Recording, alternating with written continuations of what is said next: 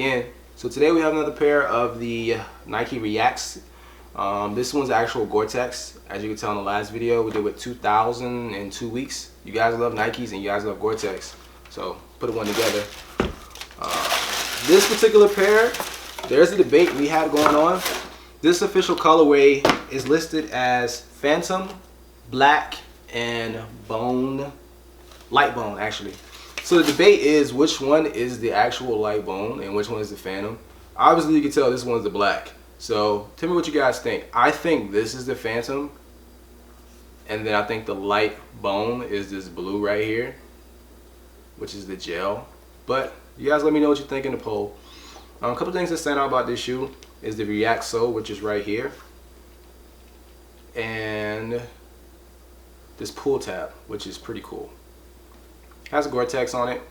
In addition to that, we have this little Nike button right here. These are GORE-TEX. They are waterproof / water resistant, which is very interesting about this button. If you push this button right here, all the water that's been submerged into it, it will actually come right back out, which is not bullshit. It don't do that. It don't do that. But it'd be dope if it did though. This actually does look like a button. You can press it, nothing happens. I don't really know what it's for, other than just being able to push it and it feels awesome. So if you guys see these, buy them just for this button, or just, I don't know, just push the button. It's a pretty comfortable shoe.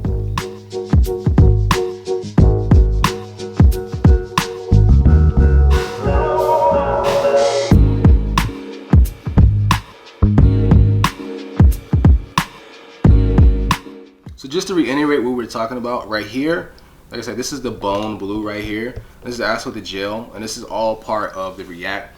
Nike's been using the React sole for quite some time in the last few pairs of their shoes, which I think is a good idea. I like the React. It's like I said, the React is more of the you break them in type of sole. So like I said, you got the nice gel bottom right here, and then back to the GORE-TEX lining. And if you look throughout the shoe, and even on the label right here, you see little hints of 354. Rumor is that is the fastest lap time that Steve Fontaine did. He's a late great. He was a track runner. I'm not sure what his distance and all that stuff was, but I believe that this is what the rumor is. This is his fastest lap time. And throughout the sole, when you see the inside, you got this right here, which it says the React is based on another shoe. That's what we were talking about earlier. Like I said, I really feel like these look more like the Monarchs as opposed to the prototype that they listed before. And you got the React right here on the sole, but you know this is the React sole again. One thing I do like about this shoe that I noticed when I first opened it is this pull tab right here. It's a double, like a double label, so I guess you can put both fingers in here, or you just pull one, as opposed to when you're putting it on and you just take one. I like that because if you do it this way, you pull it from the bottom of the shoe, or you can do both and you pull it on both. And then again, you got the branding GORE-TEX right there, and you got GORE-TEX right here. This shoe right here is pretty nice. I think the overall comfort I give is a 4 out of 5. It's pretty nice.